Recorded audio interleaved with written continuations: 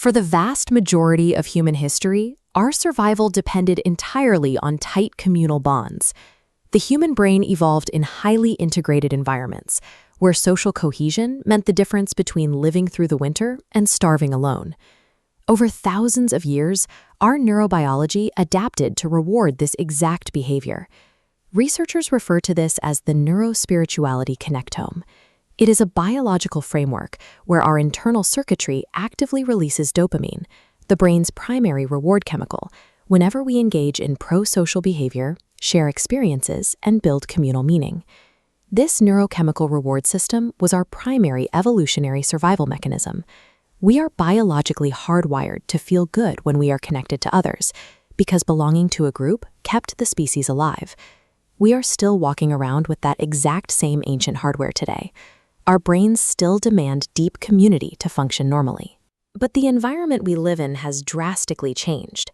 Modern hypercapitalism prioritizes efficiency and competition over human well-being. We have rapidly replaced deep historical relational structures with intense individualism, placing millions of people into states of profound digital and physical isolation. The digital revolution then exploited this exact vulnerability. It hijacked our ancient reward systems by delivering massive, unnatural dopamine spikes directly to our brains, completely bypassing the need for actual human connection. We built an algorithmic cage. As Dr. Anna Lemke observes, the smartphone acts as a modern-day hypodermic needle, delivering digital dopamine to a wired generation. It keeps us continuously hooked, while simultaneously breeding intense, chronic loneliness. The result is a population experiencing a severe poverty of the spirit. Rising global rates of addiction and deaths of despair are the direct consequences of biologically starving individuals trying to soothe their isolation with the very tools that keep them trapped. This chronic societal isolation, often compounded by untreated childhood trauma, actually alters the physical structure of the brain. It disrupts normal neurotransmitter signaling, making the brain highly vulnerable to any substance or behavior that promises temporary relief. In the brain, pleasure and pain operate like opposite sides of a balance scale. When someone engages in sustained, high dopamine behaviors to escape emotional pain, the brain attempts to compensate. Over time, it tilts the baseline pleasure-pain balance heavily downward.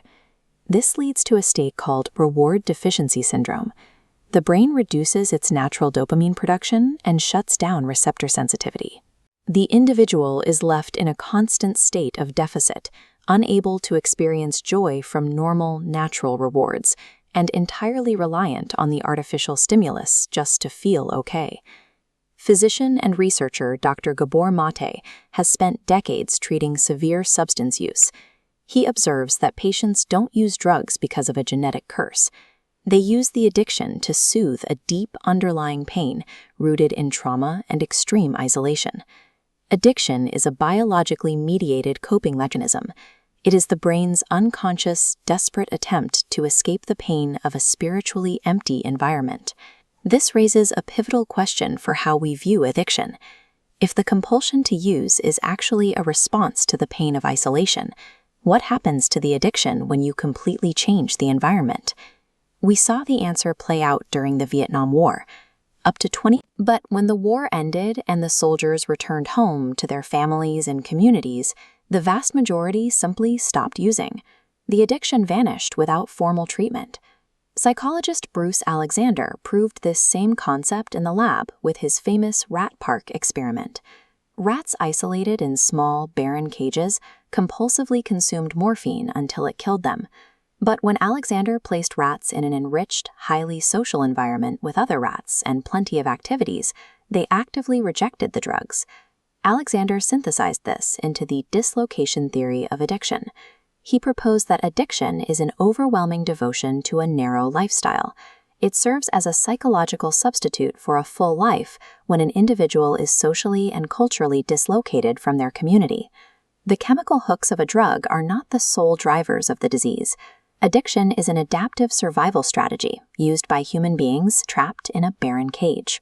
Because addiction is a systemic adaptation to isolation, clinical recovery cannot rely solely on medical detox or white-knuckled willpower.